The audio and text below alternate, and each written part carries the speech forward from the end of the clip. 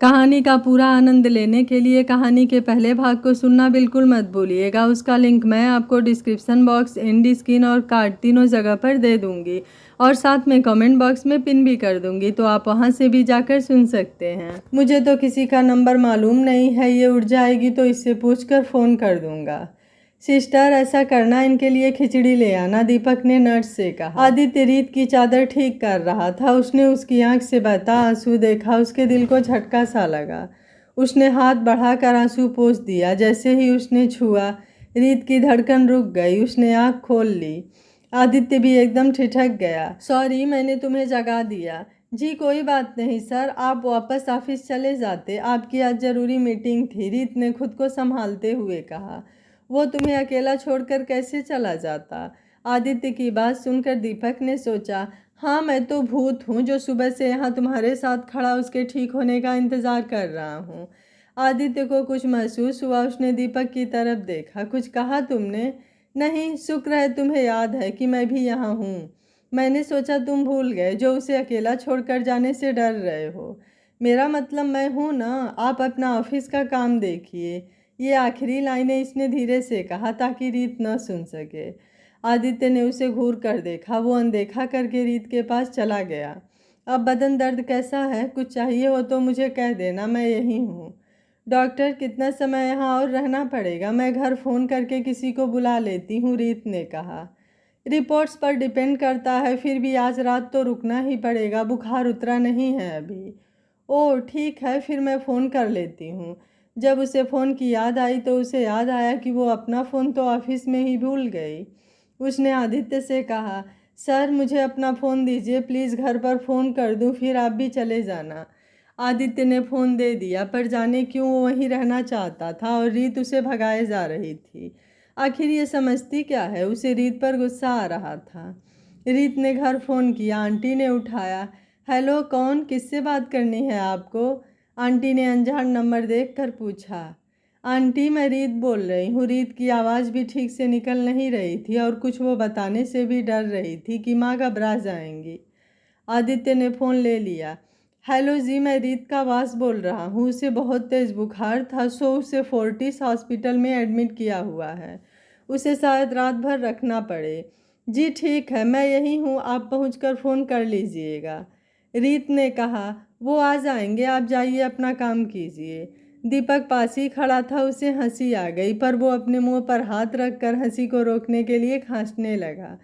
फिर आदित्य से बोला, हाँ आदि, मैं हूँ ना, अगर कोई दिक्कत हुई तो तुम्हें बुला लेंगे, है ना रीत? दीपक जिस ढंग से बोला आदित्य को अच्छा नहीं लगा। वो बोला, कोई बात नहीं, उन्हें आ जाने दो, फिर मैं चला जाऊंगा। रीत, तुम आंखें बंद करके सो जाओ, हम दोनों यहीं बाहर हैं, ज़रूरत हुई तो बेल बजा देना, दीपक ने कहा और आदित्य को लेकर बाहर आ गया।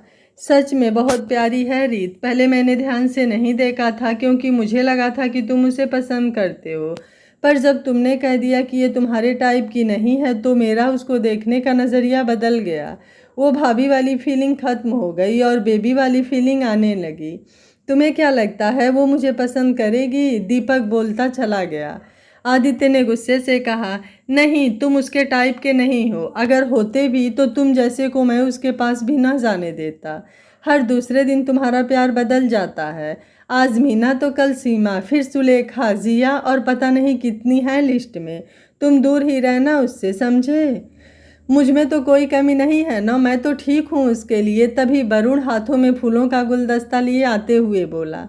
यार क्या है ये, तुम्हें किसने बुलाया? आदित्य ने हैरानी से पूछा। तुमने फ़ोन नहीं देखा क्या? अच्छा पीछे हटो, मुझे उसे देखना है। मेरी तो जान ही निकल गई जब पता लगा कि रीत हॉस्पिटल में है। दीपक, अब कैसी है वो? यार सॉरी, पर वो मेरी पसंद है। तुझसे पहले मैंने उसे देखा, इसलिए तेरा नंबर मुझसे बाद आएगा। वो भी अगर वो मुझे मना करेगी तो। वैसे कोई चांस नहीं, मेरे जैसा कोई हैंडसम जो नहीं है यहाँ पर। रीत अंदर उनकी बातें सुन रही थी। वो हैरान हो रही थी, आखिर हो क्या रहा है? आदित्य को छोड़ सभी अजीब हैं। उसे लगा कि शायद मजाक कर रहे हैं। कैसी हो रीत? अब क्या हाल है? तुम्हें कुछ चाहिए? मैं ला कर दे दूंगा, वरुण ने उसे गुलदस्ता देते हुए कहा। रीत को छींके लग गई। दीपक और आदित्य भी अंदर आ गए। आदित्य भागकर उसके पास आया। क्या हुआ रीत? रीत की छींकें रुक ही नहीं रही थी। उसने फूलों की तरफ इशारा किया। आदित्य को समझ आ गया कि इसे फूलों से एलर्जी है। उसने वरुण से कहा, ये फूल बाहर फेंक कर आओ, जितनी दूर हो सके उतनी दूर। वरुण हैरान होकर फूल लेकर बाहर चला गया। थोड़ी दूर पर उसे एक नर्स मिली। उसने वो फूल उसे दे दिए। असल में जिसके लिए लाया था उसे इनसे एलर्जी है। अगर तुम चाहो तो तुम रख लो। वैसे नाम क्या है तुम्हारा? जी सपना, नर्स ने फूल लेते हुए कहा।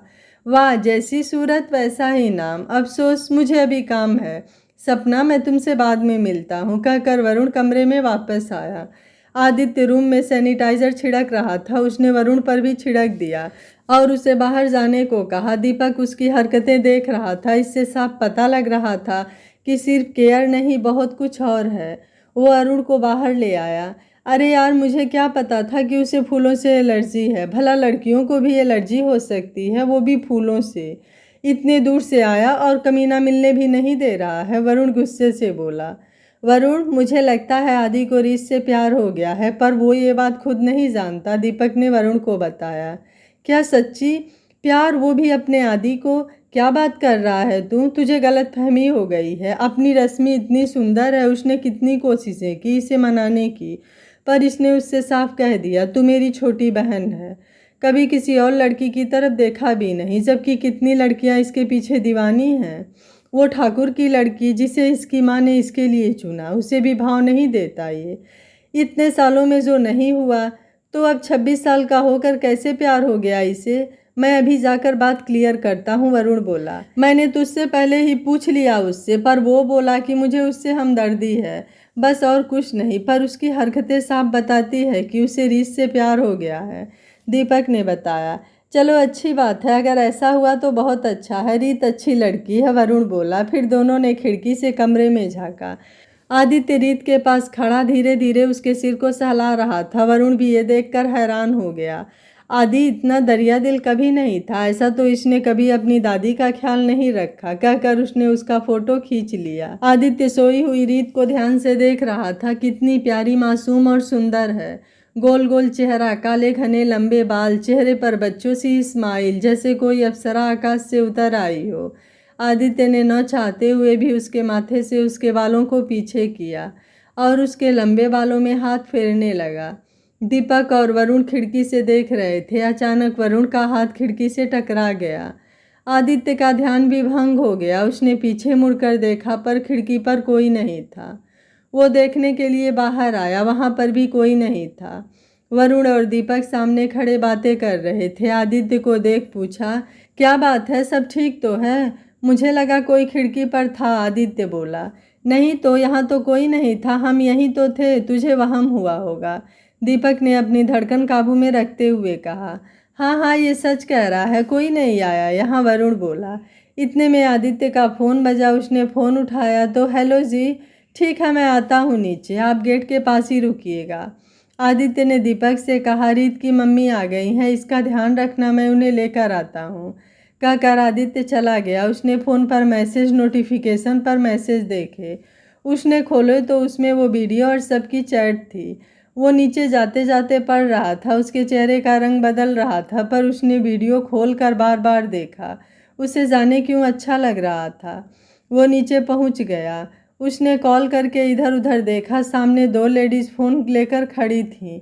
एक फ़ोन पर बात कर रही थी। वो उनके पास गया। वो रीत की माँ और उसकी आंटी थी। वो उन्हें ऊपर ले आया। रास्ते में उसने उन्हें रीत के बारे में बता दिया। वो बोला, आप घबराइए नहीं, वो ठीक है, बुखार था जो अब उतर गया है, बस दोबारा ना हो जाए इसलिए रात भर रखना है। थैंक यू बेटा, पर ये तो बहुत महंगा हॉस्पिटल होगा, आंटी बोली। आप इसकी चिंता न करें, कंपनी इसका खर्चा उठाएगी, आदित्य ने कहा। तुम्हारा बहुत बहुत शुक्रिया बेटा, आंटी बोली। आदित्य रीत की माँ को देख रहा था। उसने कपड़े तो रईसों वाले पहन रखे थे, पर चेहरा मुरझाया सा था। वो परेशान थी और कुछ नहीं बोल रही थी। आदित्य ने उनके कंधे पर हाथ रखा। आप चिंता न करें, वो बिल्कुल ठीक है। इतना सुनते ही उसकी माँ रो पड़ी। आदित्य ने उनके कंधे को थपथपाया। वो कमरे तक पहुंच गए। दोनों भागकर अंदर गई। रीत उन्हें देखकर रो दी। माँ भी रो पड़ी। आदित्य की समझ में कुछ नहीं आ रहा था कि वो क्यों रो रही हैं। वो तो अपनी किस्मत पर रो रही थी कि और क्या क्या देखना बाकी है। सब कुछ नॉर्मल होने के बाद रीत ने आदित्य से कहा, सर अब आप जाइए, आपको बहुत काम पड़े हैं। ओके मैं चलता हूँ। उसने नज़र भर कर रीत को देखा। रीत भी उसे ही देख रही थी। उसका इस तरह देखना रीत को अंदर तक हिला गया। क्या मतलब है इस नज़र का? आदित्य ने दीपक को उसका ध्यान रखने को कहा और जाने लगा। तभी उसे वीडियो याद आया। उसने वीडियो दीपक को दिखाते हुए पूछा, ये सब क्या है? तुम्हें इसमें देखकर पता नहीं लग रहा? मैं एक बॉस होने के नाते उसकी केयर कर रहा हूँ। सब के सब इकट्ठे पागल हो गए हो तुम लोग। अब जा रहा हूँ, ज़रूरत पड़ी तो कॉल करना। और तुम कोई काम नहीं है तुम्हें, चलो मेरे साथ, कहकर आदित्य वरुण को साथ लेकर चला गया। दीपक हैरान, ये क्या था? वो नाराज़ नहीं हुआ। कमाल है, वीडियो देखकर भी वैसा रिएक्ट नहीं किया जैसा पहले करता था। आदि सच में बदल गया है। आदित्य ऑफिस वापस आया तो सब उसे अजीब ढंग से देख रहे थे। वो अपने कमरे में गया। सेठ ने आकर दरवाजे पर नॉक किया। वो बुलाने पर अंदर आया। सेठ बोला, सर वो मीटिंग सफल रही, हमें वो कॉन्ट्रैक्ट मिल गया है। ये ऑफिस वालों को क्या हुआ? मुझे अजीब नज़रों से देख रहे हैं, आदित्य ने पूछा। वो आप सुबह रीत को पकड़कर ऐसे ले जा रहे थे ना, तो लोगों ने गलत समझ लिया, सेठ डरते डरते बोला। गलत समझ लिया? क्या गलत समझ लिया? आदित्य ने गुस्से में पूछा। वो लोग कह रहे थे कि आप दोनों का लव रिलेशन है। क्या? सर आप गुस्सा न हो, मैं सब संभाल लूँगा, सबको बता दूंगा कि क्या हुआ था, सेठ बोला। नहीं रहने दो, इन्हें जो सोचना है सोचने दो। सर रीत अब कैसी है? ठीक है सर, उसका सामान यहीं पड़ा है, मैं लंच टाइम में दे आऊँगा और उसकी खबर भी ले आऊँगा। सामान रहने देना, मैं दे आऊँगा, तुम जाना चाहते हो तो चले जाना। फिर कुछ देर बाद बोला, ऐसा करना, छुट्टी होने पर मेरे साथ ही चलना। शाम को रीत को दोबारा बुखार हो गया था। दीपक ने चेक करके ड्रिप लगवा दी। रीत की माँ वहीं थी और आंटी घर चली गई थी खाना लेने। माँ बहुत परेशान थी कि आखिर रीत को हुआ क्या है। उसने दीपक से पूछा, डॉक्टर क्या बात है, बुखार दोबारा क्यों हो गया? अभी कुछ नहीं कह सकते, रिपोर्ट्स आ जाए फिर देखते हैं, दीपक ने कहा। माँ रीत के पास बैठी उसका सिर सहलाने लगी। छुट्टी होते ही आदित्य सेठ के साथ हॉस्पिटल पहुंच गया। उसने आकर माँ को प्रणाम किया और रीत के पास चला गया। आदित्य ने पूछा, अब कैसी तबीयत है? ठीक है। ठीक कहाँ है? बुखार फिर हो गया है, डॉक्टर से बात की थी, वो कहते हैं कि रिपोर्ट्स आने पर पता चलेगा, रीत की माँ बोली। ओह कोई बात नहीं, मैं उससे बात कर लेता हूँ, आदित्य बोला। सेठ भी अंदर आ गया। उसने भी रीत का हाल चाल पूछा, फिर उसे उसका सामान दे दिया। वो वहाँ बैठा उनसे बातें करने लगा। दीपक रिपोर्ट्स लेकर आया तो आदित्य को देख ठिठक गया। तू फिर आ गया? लगता है कंपनी में काम नहीं रहा, जो प्रेसिडेंट साहब यहाँ बस पड़े रहते हैं। दीपक ने मजाक किया और हंसने लगा। शट अप, रिपोर्ट्स में क्या लिखा है? इसे बुखार क्यों हो रहा है बार बार? आदित्य ने पूछा। दीपक बोला, पेट में इन्फेक्शन हो गई है, शायद खाने पीने से होगी। वैसे भी बचपन से इतने ऐशो आराम में रही है, एकदम का बदलाव खराब करता है। कितने दिन लगेंगे? 5 दिन तक इन्फेक्शन की दवाई देकर दोबारा टेस्ट करवाएंगे, फिर पता लगेगा। इतने दिन यहीं रहना पड़ेगा? रीत बोली। हाँ, अब ठीक होने के लिए तो रहना ही पड़ेगा, दीपक ने कहा। आदित्य कुछ देर बैठकर चल दिया। सेठ भी उसके साथ ही आ गया। आदित्य के घर पर आदित्य की माँ शिवानी ने उससे अंदर आते ही फ़ोन दिखाते हुए पूछा, कौन है ये लड़की, क्या रिश्ता है तेरा उससे? माँ पहले इसे पानी तो पी लेने दो, तुम तो आते ही शुरू हो जाती हो, अंजू ने कहा। क्या बात है, मुझे भी तो पता चले, दादी भी आ गई, उसने आते ही पूछा। आदित्य माँ को फ़ोन देखते हुए कहा, ये आपको किसने भेजा है? आप मेरी जासूसी करती हैं? आप इस तरह लोगों के कहने पर मुझ पर शक करेंगी? हद है माँ, आप भी बस। अरे इसमें क्या है, लड़की ही तो है, अपना आदि जवान है तो क्या, अगर लड़की का हाथ पकड़ लिया तो? दादी हमेशा की तरह आदित्य का साथ देते हुए बोली। फिर धीरे से आदित्य से पूछा, वैसे ये है कौन? ये मेरी सेक्रेटरी है, इसकी तबीयत खराब हो गई थी, सो इसे लेकर हॉस्पिटल जा रहा था। इतनी सुबह? माँ ने बोला। मेरा मतलब है ये लड़की नाटक कर रही होगी, आजकल की लड़कियां अमीर लड़कों को फंसाने के लिए ऐसा ही करती हैं। नहीं माँ, वो ऐसी नहीं है, उसने तो बुखार के बावजूद छुट्टी नहीं ली। अब दीपक के हॉस्पिटल में है, पेट की इन्फेक्शन है, 5 दिन लगेंगे ठीक होने में। कुछ देर रुक कर फिर बोला, दीदी पता है वो सिंह बिल्डर्स की बेटी रीत है, अचानक हुए हादसे ने उसकी ये हालत कर दी। क्या? ये तो बहुत बुरा हुआ बेचारी के साथ। मैंने भी सुना था उनके बारे में, अंजू बोली। माँ भी शांत हो गई। दादी बोली, चलो छोड़ो ये बातें, आओ खाना खा लो। अपने कमरे में बैठा आदित्य फ़ोन में दीपक द्वारा भेजे गए वीडियो को देख रहा था। वो रीत का चेहरा देख रहा था। फिर उसे एहसास हुआ, ये मैं क्या कर रहा हूँ? क्यों रीत के बारे में सोचे जा रहा हूँ? कहीं जो दीपक कह रहा था वो सच तो नहीं हो गया? कहीं मुझे सच में रीत से प्यार तो नहीं हो गया? वो काफ़ी देर तक सोचता रहा। फिर कब सो गया उसे पता ही नहीं लगा। सपने में भी उसे रीत ही दिखती रही। अगले दिन वो सुबह तैयार होकर सीधे हॉस्पिटल पहुंचा। रीत उसे देखकर हैरान रह गई। ये फिर आ गया? उसने पूछा। सर आप, कल तुम ठीक नहीं हुई थी ना, इसलिए मिलने आया था। क्यों, मैं नहीं आ सकता? आदित्य बोला। अरे नहीं बेटा, इसका तो बुखार ने दिमाग खराब कर दिया है, इसलिए ऐसा पूछ रही है। रीत की माँ ने रीत को आंखें दिखाते हुए आदित्य से कहा। आदित्य को खुद भी अजीब लग रहा था कि वो क्यों बार बार रीत के पास आ रहा है। वो दीपक के पास गया। दीपक ने उसे देखते ही पूछा, तुम यहाँ? ओह हाँ, रीत की खबर लेने आए होगे। हाँ आया हूँ, इसमें ऐसा रिएक्ट करने की क्या बात है? मैं अपनी सेक्रेटरी की खबर लेने नहीं आ सकता क्या? पहले वो भी पूछ रही थी, अब तुम भी पूछ रहे हो, आदित्य ने कहा। नहीं यार, बात वो नहीं है। तू इतनी बड़ी कंपनी का प्रेसिडेंट, तू अगर एक मामूली सी सेक्रेटरी की खबर लेने आएगा तो अजीब तो लगेगा ही। बात और भी अजीब लगती है अगर वो लड़की हो तो, दीपक बोला। तुम तो हद करते हो यार, अगर इसकी जगह सेठ होता तो भी मैं ऐसा ही करता।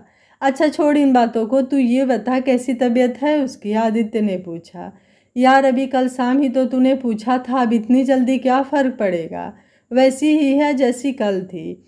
हद है, कल जब मैं आया था तब से 12 घंटे 45 मिनट 36 सेकेंड हो गए हैं और तुम कहते हो इतना सा समय। अगर मरीजों को ढंग से नहीं देख सकते हो तो बंद कर दो ये हॉस्पिटल, आदित्य ने गुस्से से कहा।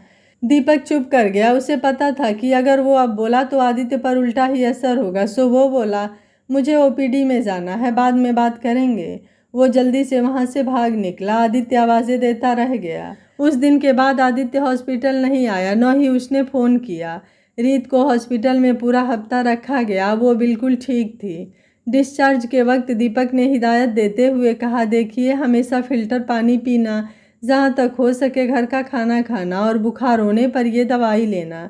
सबसे बड़ी बात, अपनी सेहत का ध्यान रखना। जब लगे कि ठीक नहीं है तो मेरे पास आ जाना, उसने बड़े प्यार और अपनेपन से समझाया। दीपक ने आदित्य को फ़ोन किया। आदि, रीत की आज छुट्टी हो गई है, वो घर जा रही है, कल से ऑफिस आ जाएगी। दीपक, मैं बिजनेस ट्रिप पर हूँ, अभी 2 दिन बाद आऊँगा, सो उससे कह देना कि वो 2 दिन और रेस्ट कर ले और आने से पहले मुझे फ़ोन करके पता कर ले। आदित्य ने कहा। तुम खुद उसे फ़ोन क्यों नहीं कर लेते? क्या उस दिन मेरी बात इतनी बुरी लगी? तुम गलत नहीं कह रहे थे, मेरा इतना ज़्यादा केयर करना अजीब था। बुरा क्यों लगेगा? दोस्तों की बातों का मैं बुरा नहीं मानता, कहकर आदित्य ने फ़ोन हैंग कर दिया। रीत जब जाने लगी तो दीपक ने कहा, आदि का फ़ोन आया था, कह रहा था कि वो बिजनेस ट्रिप करके बाहर है, इसलिए तुम्हें भी 2 दिन घर पर आराम करने को कहा है। बाकी तुम उससे फ़ोन करके पूछ लेना। जी ठीक है। रीत ने राहत की सांस ली। उसे लग रहा था कि कहीं उस दिन की बात का आदित्य ने बुरा तो नहीं मान लिया, जो खबरसार पूछने नहीं आया। अगर बाहर जा रहा था तो बता भी तो सकता था। रीत के मन में कई ख्याल आ जा रहे थे। रीत ने 2 दिन रेस्ट किया। दूसरे दिन शाम को वो सोच रही थी कि मैं कल जाऊं या नहीं।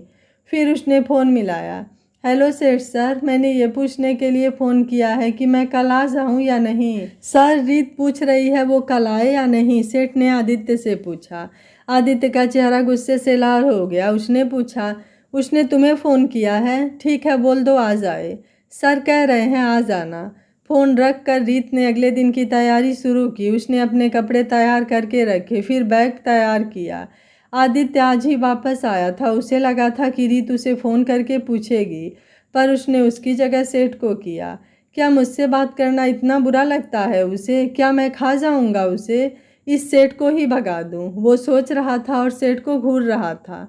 जब सेठ ने देखा तो वो घबरा गया। सर को भी पता नहीं क्या होता है, मुंबई की बरसात की तरह इनके मूड का भी पता नहीं चलता। उसने कहा, सर मैं पीआर में जाकर आता हूँ। वो जल्दी से वहाँ से निकल गया। जब नीचे पीआर डिपार्टमेंट में जा रहा था तो उसे बातें सुनाई दी। कोई बोल रहा था जब से प्रेसिडेंट उस दिन उस नई सेक्रेटरी को लेकर गए उस दिन से वो ऑफिस नहीं आई, लगता है प्रेसिडेंट के साथ ट्रिप पर गई होगी। दूसरा बोला ये लड़कियां तो अमीर बंदों को फंसाने का मौका ही ढूंढती रहती हैं। सेठ ने आगे जाकर उन्हें रोका, क्या कह रहे हो तुम लोग? ओ कुछ नहीं, हम तो काम की बात कर रहे थे। सेठ को सभी जानते थे और उससे डरते भी थे। घबरा कर बोले, जो बकवास कर रहे थे उसे यहीं बंद कर देना, अगर प्रेसिडेंट को पता चल गया ना तो कहीं काम भी ना मिलेगा। नहीं सॉरी सर, गलती हो गई, प्रेसिडेंट को मत बताना, दोनों हाथ जोड़कर बोले। सेठ ने कहा ध्यान से सुन लो और बाकी सबको भी बता देना, अगर ऐसी बातें फिर सुनने को मिली तो अपनी नौकरी से जाओगे। अच्छा चलो ये फाइल्स ला कर दो। सेठ ने आकर आदित्य को बताया, उसने कुछ नहीं कहा। आदित्य ऐसे फाइल देखता रहा मानो उसे कोई फर्क ही न पड़ता हो। कुछ देर बाद वो बोला, रीत कल आएगी, उसका रूम साफ करवा देना, बीमारी से उठी है, कैसे करेगी इतना काम। और हाँ, उसके लिए एक असिस्टेंट भी रखो, काम का प्रेशर कम हो जाएगा। Okay sir. सर वो जो आपने उस दिन 2 लोगों के बारे में जानकारी लेने को कहा था वो ये रही सर। उसने एक फाइल आदित्य के सामने रखते हुए कहा। आदित्य ने फाइल देखी, सनम के और कामिनी के बारे में थी। दोनों की सारी डिटेल्स थी, क्या करते थे से लेकर क्या करते हैं तक सारी डिटेल। उसे फाइल देखकर गुस्सा आ रहा था। ये सनम कमीना पहले रीत के पैसों पर ऐश करता था, अब कामिनी के पैसों पर ऐश कर रहा है। कुछ देर बाद वो बोला, कामिनी के पापा के साथ जो कॉन्ट्रैक्ट हुआ था उसे कैंसिल कर दो, रीज़न बता देना कि जहाँ सनम जैसे लोग हों उस जगह मैं थूकता भी नहीं। अगले दिन रीत सही समय पर ऑफिस पहुंच गई। उसने अपने रूम का दरवाज़ा खुला देखा। वो अंदर आई तो एक लड़की बैठी थी, उसे देखते ही खड़ी हो गई। गुड मॉर्निंग मैडम, आप रीत मैडम हैं? हाँ मैं ही हूँ, तुम कौन? रीत ने पूछा। मैडम मैं शिखा, मैं आपको यहाँ असिस्ट करने आई हूँ, मतलब मैं असिस्टेंट हूँ, सेक्रेटरी प्रेसिडेंट। शिखा ने कहा। ओह तुम्हें किसने रखा? जी कल सेठ भैया, मेरा मतलब सेठ सर ने लगाया है, वो मेरे कजिन हैं। ठीक है अब तुम बैठो, ये फाइल्स स्टडी करो, कहकर रीत आदित्य के कमरे की ओर चल दी। उसने रूम सेट किया, फिर कॉफ़ी बनाई। शिखा उसे देखती रही। कॉफ़ी बनाकर जैसे ही वो वापस अंदर गई आदित्य आ चुका था। उसने उसे विश किया और कॉफ़ी दी। आदित्य ने उसकी तरफ देखा और पूछा, आप कैसी तबीयत है? ठीक हूँ सर। वो मेरा फ़ोन नंबर नहीं है क्या तुम्हारे पास? जी है सर, मैंने सोचा शायद नहीं है इसलिए सेठ से पूछने की ज़रूरत पड़ी। तुम्हारा बॉस मैं हूँ या सेठ? सर आप हैं। मैंने आपको ही फ़ोन करना था पर आप बिजनेस ट्रिप से आए थे तो मैंने सोचा आप थके होंगे इसलिए सेठ सर को कर लिया। Sorry sir. ओह नहीं कोई बात नहीं, वो शिखा को तुम्हें असिस्ट करने को रखा है, भाग दौड़ वाला काम उससे करवा लिया करो। ठीक है, और आगे से अगर ज़रा सी भी तबीयत ख़राब लगे तो बता देना, लापरवाही नहीं करना। अच्छा ओबेरॉय ब्रदर्स की फाइल लेकर आओ, आदित्य ने कहा। रीत ने फाइल लेकर शिखा को भेज दिया। आदित्य ने बिना उसे देखे बैठने को कह दिया। शिखा बैठ गई। आदित्य ने फाइल देखी, फिर उसकी तरफ देखा। तुम कैसे आई? वो रीत मैडम ने फाइल देने को भेजा था। ऐसा करो ये फाइल इंजीनियरिंग डिपार्टमेंट में डायरेक्टर शर्मा जी को देकर आनी है। आदित्य ने फाइल उसे देते हुए कहा, फिर उसे रोक कर बोले, रीत को भेजना। शिखा ने रीत को कहकर खुद चली गई। रीत अंदर आदित्य के पास गई। आदित्य ने उसे घूर कर देखा। आदित्य बोला, तुम्हें असिस्टेंट मिल गई है तो तुम मेरे पास भी उसे ही भेजोगी? सॉरी सर, मुझे लगा। वो बोलने ही वाली थी कि आदित्य बोल पड़ा, तुम्हें लगता बहुत कुछ है, अब मेरी सुनो, मेरे सारे काम तुम करोगी, शिखा को मेरे पास मत भेजना। Okay sir. रीत को समझ नहीं आ रहा था कि आदित्य ऐसा क्यों कर रहा है, कभी कुछ कहता है तो कभी कुछ। वो आकर अपने कमरे में बैठ गई। उसे अभी भी वीकनेस लग रही थी। आदित्य को दीपक की कही बात याद आ रही थी। रीत बचपन से बहुत ही नाजों से पली बड़ी है, इसलिए उसका इम्यून सिस्टम कमज़ोर हो गया है। जब भी थोड़ा स्ट्रेस होगा तो इसकी हालत फिर ख़राब हो सकती है। आदित्य ने सोच लिया था कि वो रीत को कुछ नहीं होने देगा। आदित्य को खुद नहीं पता था कि वो क्या कर रहा है, क्यों कर रहा है। बस वो हर पल रीत की खुशी के बारे में सोचता। वो सोच रहा था कि कैसे रीत को अपने करीब रखे। उसे तकलीफ़ होती थी जब रीत उसकी परवाह नहीं करती थी। उसे गुस्सा आ रहा था कि रीत ने शिखा को उसके पास भेज दिया। समझती क्या है वो। इतने में सेठ अंदर आता है। सर, मॉल से इंजीनियर का फ़ोन आया था, वो कह रहा था कि बिल्डिंग तकरीबन कंप्लीट हो गई है, आप दरवाजे और खिड़कियों के डिज़ाइन सेलेक्ट कर आएँ। ओके, ऐसा करो, रीत को मेरे पास भेजो और तुम शिव कंपनी के मालिक से मिल लेना, उससे बात हो चुकी है, वो कॉन्ट्रैक्ट दे जाएगा, तुम ले लेना, नहीं तो ऐसा करना तुम साइन कर देना। सेठ ने रीत को भेज दिया। वो सोच रहा था, जब से रीत आई है सर हर जगह उसी को लेकर जाते हैं, मुझे यहाँ के कामों के लिए छोड़ देते हैं, कहीं सर को रीत से। अरे नहीं नहीं, मैं भी क्या सोच रहा हूँ, सर ऐसे नहीं है, मगर रीत, अरे नहीं, रीत भी ऐसी नहीं है, पर कुछ कह नहीं सकते। वो अपनी सीट पर बैठा सोच रहा था कि इंटरकॉम बजा। आदित्य था, उसने उसे अंदर बुलाया। सेठ को देखकर आदित्य बोला, तुम्हें जो काम कहा है कर लेना, मैं साइड पर होकर आता हूँ, और हाँ, रीत मेरे साथ जा रही है। उनके जाने के बाद सेठ फिर सोचने बैठ गया। शिखा उसके पास आई, भैया सर भी अजीब हैं, सुबह सर ने कोई फाइल मंगवाई तो रीत मैडम ने मुझे भेज दिया, सर ने पहले तो मुझे वहाँ बिठा लिया, फिर थोड़ी देर बाद कहते हैं तुम यहाँ कैसे। हद है भाई, उतना ही नहीं, उन्होंने रीत मैडम को बुलाकर इस बात के लिए डांटा। वो बेचारी चुपचाप सुनकर आ गई। अच्छा ठीक है, अगर सर को अच्छा नहीं लगता तो मत जाना वहाँ, शुक्र करो उन्होंने तुम्हें मेरे कारण कुछ नहीं कहा, अगर कोई और होता तो उसे कब का निकाल देते, सेठ ने कहा। शिखा डर गई, सच्ची, अब आगे से कभी नहीं जाऊंगी, अगर सर बुलाएंगे तभी जाऊंगी, नहीं तो नहीं। आदित्य और रीत मॉल में पहुंच गए। रास्ते भर दोनों ने कोई बात नहीं की। आदित्य सोच रहा था कि ये सेठ से तो इतनी बात करती है पर मुझसे बात ही नहीं करती, कहीं इसे सेठ तो नहीं पसंद। हाँ, हो भी सकता है, आदित्य ने उससे पूछा। तुम्हें सेठ कैसे लगते हैं? सर वो काफ़ी प्रतिभाशाली और ईमानदार हैं, वो हर काम तसल्ली से करते हैं। ये तो मुझे भी पता है, मैं लुक वाइज पूछ रहा था। सर वो हैंडसम है, कोई भी लड़की आसानी से उन्हें पसंद कर लें। रीत को लगा शायद सर सेठ सर के लिए रिश्ता देख रहे होंगे, उसने उसी हिसाब से जवाब दे दिया। आदित्य ने एकदम से पूछा, और मैं? रीत आश्चर्य से उसकी तरफ देखने लगी। क्यों, क्या मैं सेठ से भी बुरा हूँ? वो नहीं सर, आप सेठ तो क्या, इस पूरे देश में सबसे हैंडसम है, हर लड़की आपसे शादी करना चाहेगी, रीत ने डर कर कहा। आदित्य का चेहरा खिल गया, वो और अकड़ कर चलने लगा, उसे खुद पर घमंड हो रहा था। मॉल के पास खड़ी अंजू ये सब देख रही थी। जब वो नज़दीक आए तो उसने रीत को ऊपर से नीचे तक देखा। आदित्य ने पूछा, दीदी जी आप यहाँ कैसे? क्यों, क्या ये कंपनी तेरे अकेले की है? अरे नहीं, मैंने तो यूं ही पूछा। दीदी ये मेरी सेक्रेटरी रीत है, और रीत ये मेरी बड़ी बहन अंजू है। आदित्य ने दोनों का आपस में परिचय कराया। दोनों ने आपस में हेलो किया। फिर अंजू बोली, वही है फोटो वाली? हाँ जी, बोलकर आदित्य ने सर झुका लिया। रीत को बड़ा अजीब लग रहा था। अंजू आदित्य को साइड में ले जाकर बोली, तू हमदर्दी करता करता कहीं इसके चक्कर में मत पड़ जाना, तुझे माँ का पता है ना। बेशक वो धीरे धीरे बात कर रहे थे, पर रीत ने सब सुन लिया था। कौन सा फोटो और कैसा चक्कर? उसे साफ दिख रहा था कि अंजू को वो पसंद नहीं आई, पर क्यों? तभी वो दोनों उसके पास आ गए। अंजू बोली, मैंने अपने शोरूम के लिए इंटीरियर डिज़ाइन बुलाया है, उसी का वेट कर रही हूँ, लगता है वो आ गई है। अच्छा मैं चलती हूँ, तुम दोनों अपना काम देखो। दोनों कॉन्ट्रैक्टर के पास गए। उसने कई डिज़ाइन उनके सामने रख दिए। सर मैडम ये रहे डिज़ाइन, जो आप पसंद करोगे वही लगा देंगे। वो काफ़ी देर डिज़ाइन देखते रहे, फिर एक डिज़ाइन रीत को पसंद आया। उसने आदित्य से कहा, सर ये डिज़ाइन अच्छा लग रहा है। आदित्य ने कॉन्ट्रैक्टर से कहा, इस डिज़ाइन को बना दो। कॉन्ट्रैक्टर और रीत दोनों हैरान, क्योंकि आदित्य ने डिज़ाइन देखे भी नहीं थे। तब आदित्य ने कहा, किसी को भेजकर 2 गिलास जूस मंगवा दो। कॉन्ट्रैक्टर चला गया। दोनों वहीं बैठे थे। आदित्य रीत से बोला, ठीक हो, थकी तो नहीं हो, भूख तो नहीं लगी? नहीं सर, इट्स ओके, मैं ठीक हूँ, कुछ दिक्कत हुई तो बता देना। रीत ने ओके में सर हिला दिया। रीत को पता था कि आदित्य उस पर तरस खाकर ऐसा कर रहा है। उसे उसकी बहन की बात याद आ गई कि वो मुझसे हमदर्दी करता है।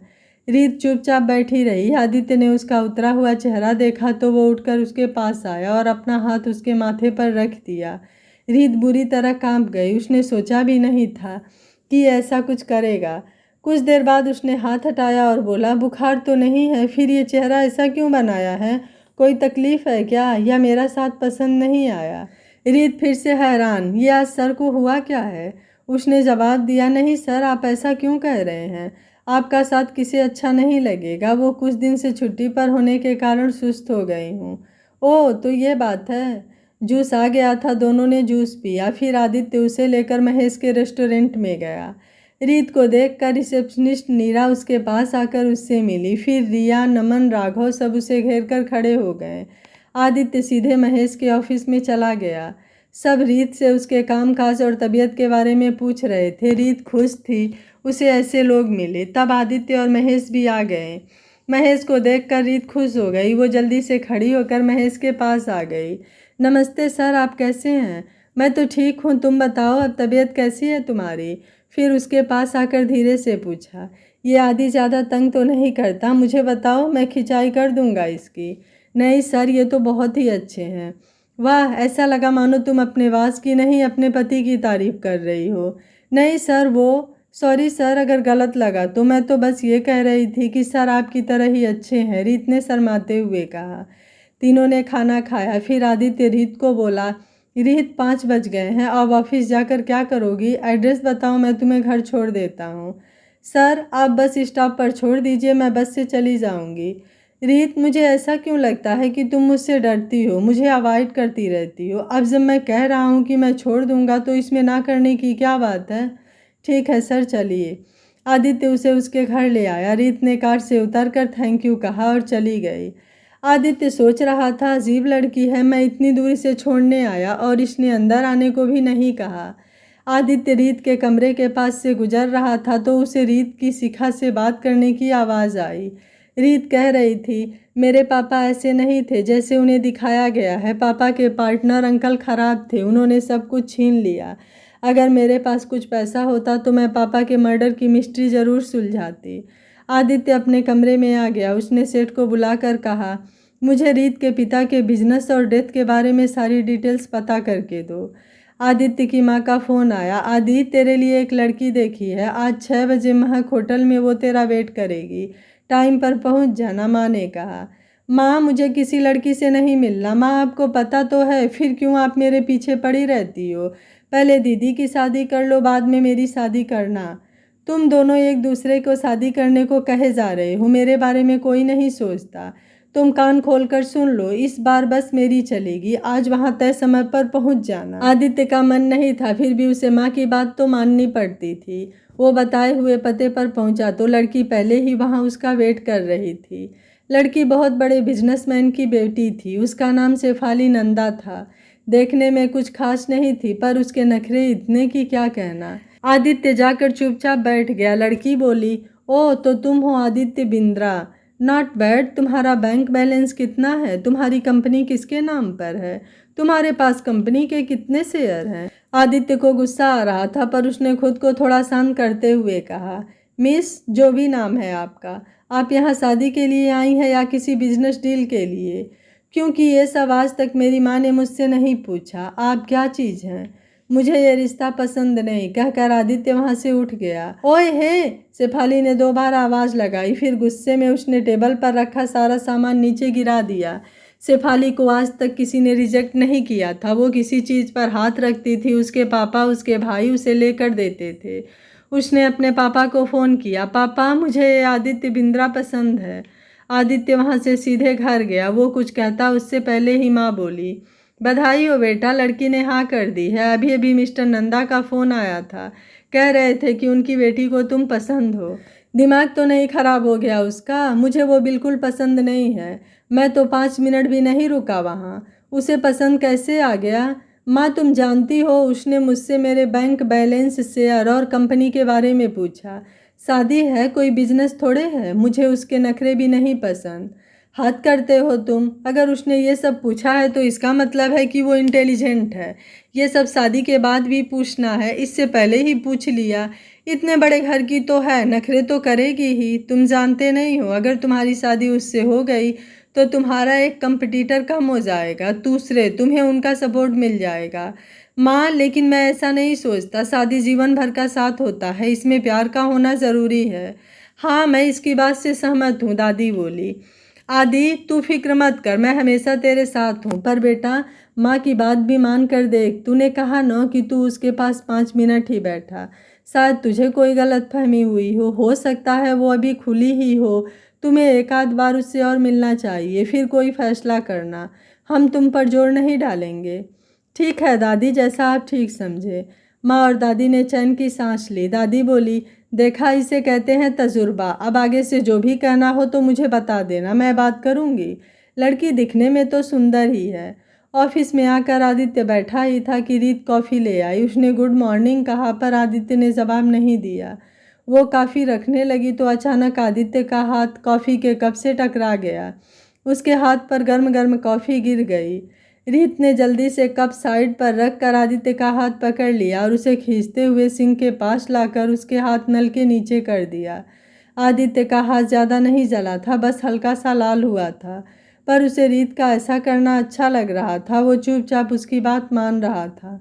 रीत उसके हाथ को ठंडे पानी के नीचे करने के बाद लाल जगह पर फूंके मार रही थी। आदित्य बिना पलक झपकाए उसकी ओर देख रहा था। उसे पता नहीं क्यों रीत बहुत ही अच्छी लग रही थी। वो कुछ कहने ही वाला था कि सेठ आ गया। क्या हुआ सर? आदित्य ने उसे घूर कर देखा। सेठ बोला, मैं वो नीचे जाकर आता हूँ। तभी रीत बोली, सेठ सर के हाथ पर कॉफ़ी गिर गई है, इन्हें हॉस्पिटल ले जाइए।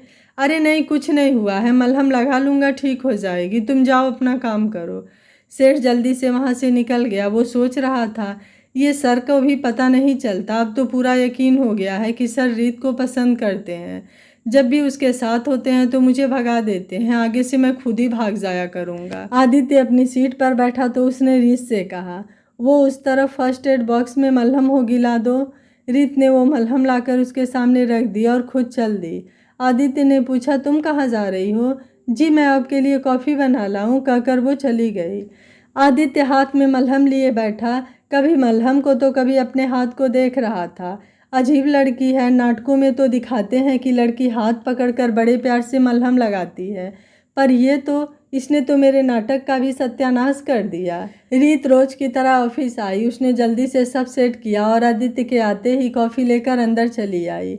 उसने दिन भर के कामों के बारे में बताकर फाइल्स और सिग्नेचर ले रही थी कि तभी एक लड़की दंदनाती हुई अंदर आई। ये शेफाली थी। वो आते ही बोली, मिस्टर आदित्य, आपको पता नहीं कि आज अपनी डेट है? पता है, पर मुझे नहीं पता था कि आप इतनी सुबह आ जाएंगी। मुझे कुछ काम निपटाने हैं, आदित्य ने शांति से कहा। उसकी दादी ने कहा था कि कुछ दिन मिल कर देख लो, सो वो बस वही कर रहा था। रीत बोली, सर मैं कुछ लाऊं इनके लिए? आदित्य कुछ कहता इससे पहले ही शेफाली बोल पड़ी, ओके मैं वेट करती हूँ, कहकर वो आदित्य की कॉफ़ी उठाकर सूंघ कर बोली, बहुत ही घटिया टेस्ट है तुम्हारा, मैं कॉफ़ी बना कर दूंगी, दूर से ही फ़र्क पता लग जाएगा। रीत जो पास खड़ी फाइल चेक करा रही थी उसके हाथ एकदम रुक गए। आदित्य ये कैसे ना नोट करता। उसने कहा, ओह पर मुझे यही पसंद है, चलो आपने बताकर मेरा काम आसान कर दिया, मैं आपके लिए भी मंगवाने वाला था। शेफाली को बुरा लगा, मगर वो सोच कर आई थी कि वो इससे ही शादी करेगी, चाहे इसके लिए उसे खुद की बेइज्जती ही क्यों न सहनी पड़े। वो बस मुस्कुरा दी। सारा साइन करने के बाद आदित्य रीत से बोला, मैं जा रहा हूँ, सेठ बाकी का काम संभाल लेगा। Okay sir. फिर कॉफ़ी देखकर बोली, सर कॉफ़ी इसे फेंक दो और कप को भी, मुझे अपने सामान को किसी को हाथ लगाना नहीं पसंद। शेफाली आगे थी, फिर भी उसने सब सुन लिया था। आदित्य ने कहा ही उसे सुनाने के लिए था, मगर उसने अनसुना कर दिया। आदित्य हैरान था कि इस लड़की की मैं बात बात पर बेइज्जती कर रहा हूँ, पर यह मुझे इग्नोर ही किए जा रही है। आदित्य चाहता था कि वो इसे गुस्सा दिला दे और शेफाली खुद ही शादी के लिए मना कर दे, इसलिए वो जानबूझकर ये सब कह रहा था। आदित्य को एक और तरकीब सूझी। उसने रीत से कहा, रीत ऐसा करो, तुम भी हमारे साथ चलो, अगर कोई इमरजेंसी मीटिंग पर जाना पड़ा तो आसान होगा। आदित्य, क्या तुम कभी डेट पर नहीं गए? शेफाली ने गुस्से में कहा, मगर फिर उसे अपना मकसद याद आया। उसने कहा, जैसे तुम्हें ठीक लगे, चलो तुम भी चलो, मीत गीत जो भी नाम है तुम्हारा, व्हाटएवर। आदित्य को बुरा लगा पर कहा कुछ नहीं। रीत ने कहा, सर मैं क्या, तुमसे तुम्हारा फैसला नहीं पूछा, तुम्हें चलने को कहा है तो चलो, बस मैं हूँ, तुम नहीं। रीत जाकर अपना बैग लेकर शिखा से कहा, मैं सर के साथ बाहर जा रही हूँ, तुम ध्यान रखना। फिर वो उनके पीछे चल दी। शेफाली ने जानबूझकर आदित्य की बाँह पकड़कर चलने लगी। रीत उनके पीछे सर झुकाए चल रही थी। जब वो प्रेसिडेंट लिफ्ट में जाने लगे तो रीत बोली, आप चलिए, मैं दूसरी लिफ्ट से आती हूँ, पर आदित्य ने उसे उसी लिफ्ट में चलने को कहा। आदित्य शेफाली से दूरी बनाना चाहता था, पर वो जानबूझकर उससे लिपट रही थी। रीत को बहुत अजीब लग रहा था। कार में आदित्य ड्राइव कर रहा था, शेफाली उसके बगल में बैठी थी और रीत पीछे बैठी थी। आदित्य ने पूछा, कहाँ जाना है? फेमस पार्क चलते हैं, फिर शॉपिंग चलेंगे। पार्क में क्या करना है? आदित्य ने पूछा। मुझे नहीं पता, मेरी फ्रेंड्स कहती हैं कि डेट पर एक तो मूवी देखो, पार्क जाओ और शॉपिंग जाओ, सो वही मैंने कह दिया। तुम्हारी मर्जी है, अगर मूवी देखनी है तो मूवी चलो, शेफाली ने कहा। इतनी सुबह मूवी कौन जाता है? आदित्य बोला।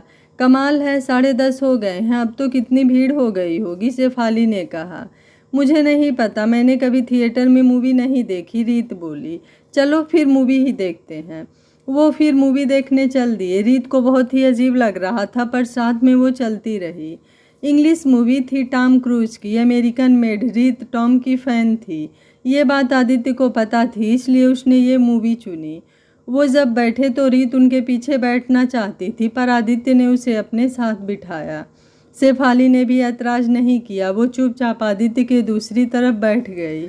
मूवी शुरू हो गई थी। रीत सीट के एक तरफ होकर बैठ गई। वो फिल्म देखने में मस्त थी। आदित्य की नज़र रीत पर थी और शेफाली की नज़र आदित्य पर। शेफाली मन ही मन में सोच रही थी, कर लो जो करना है, तुम्हें ऐसा मज़ा चखाऊंगी कि याद रखोगे। समझता क्या है खुद को, तू इस जैसी 3rd क्लास लड़की के ही लायक है। आदित्य और शेफाली की डेट पर सिर्फ रीत ने ही मूवी देखी।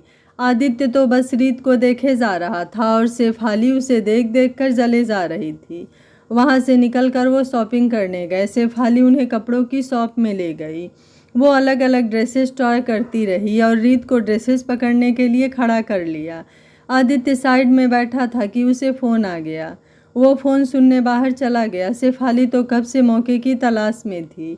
उसने रीत को एक ड्रेस लेने को कहा। रीत ने मना किया, पर उसने वो काउंटर पर रख कर शॉपकीपर से कहा, ये 3 मेरे अकाउंट से काट लें, ये लीजिए कार्ड, और इसके पैसे ये मैडम देगी। शेफाली ने अटेंडेंट को इशारा किया। शेफाली का वहाँ काफ़ी आना जाना था, इसलिए उसने पहले से ही इस अटेंडेंट को समझा दिया था कि क्या करना है। अटेंडेंट ने ओके में सर हिला दिया। रीत को पता था कि यहाँ सब कपड़े ब्रांडेड हैं और बहुत महंगे हैं, क्योंकि एक दिन रीत भी ब्रांडेड कपड़े ही पहना करती थी, इसलिए वो मना कर रही थी। पर अब जब शेफाली ने धक्के से कह दिया तो लेनी ही पड़ेगी। जब उसने पैसे पूछा तो वो हैरान रह गई। इतनी महंगी, इसे लेने में तो 2 महीने की तनख्वाह लग जाएगी। उसने अटेंडेंट को धीरे से कहा, देखिए इसे रहने दीजिए, मुझे नहीं लेनी। अरे ले लो रीत, तुम्हारे पास एक भी ढंग के कपड़े नहीं हैं, इतने बड़े ऑफिस में काम करती हो, कुछ तो ढंग का पहना करो, शेफाली ने जानबूझकर कहा और अटेंडेंट को इशारा किया। अगर पैसे होंगे तो लेंगी ना मैडम, आपको नहीं पता ऐसे लोग मौका देखकर कपड़े लेकर भाग जाते हैं। अगर औकात नहीं है तो आते ही क्यों हैं ऐसी जगह। अटेंडेंट जानबूझकर उसे नीचा दिखाने के लिए बोली। तभी आदित्य अंदर आया और उसने सब सुन लिया। वो उसके पास गया और गुस्से से बोला, क्या कहा, ज़रा दोबारा कहना, किसकी औकात की बात कर रही हो तुम?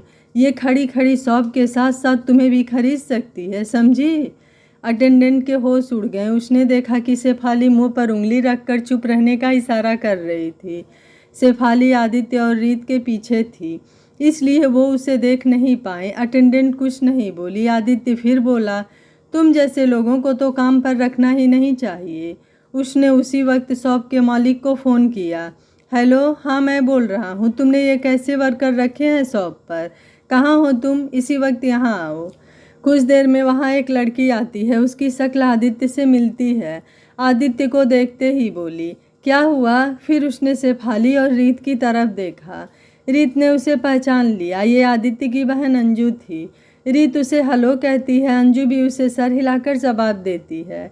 आदित्य ने अंजू को सब बताया और उस अटेंडेंट को आगे बुलाया। वो एकदम घबरा गई और अंजू के पैरों में गिर गई। मुझसे गलती हो गई, मुझे माफ़ कर दो, मुझे पता नहीं था कि ये कौन है। अंजू ने भी कुछ नहीं सुना, बोली, अगर तुम शॉप में आने वाले लोगों में फ़र्क करोगी तो क्या खाक काम करोगी? अपना सामान उठाओ और चलती बनो। मेरी शॉप में तुम्हारा कोई काम नहीं है। वो अटेंडेंट रो रही थी और बार बार माफ़ी मांग रही थी। मैडम, मेरे छोटे छोटे बच्चे हैं, कहाँ से खिलाऊंगी उन्हें? इस बार माफ़ कर दीजिए। अंजू बोली, मुझसे क्या माफ़ी मांग रही है? जिसके बारे में तूने गलत बोला है उससे माफ़ी मांग। फिर रीत से पूछा, बताओ रीत क्या करना है इसका, क्योंकि इसने तुम्हारे साथ गलत किया है।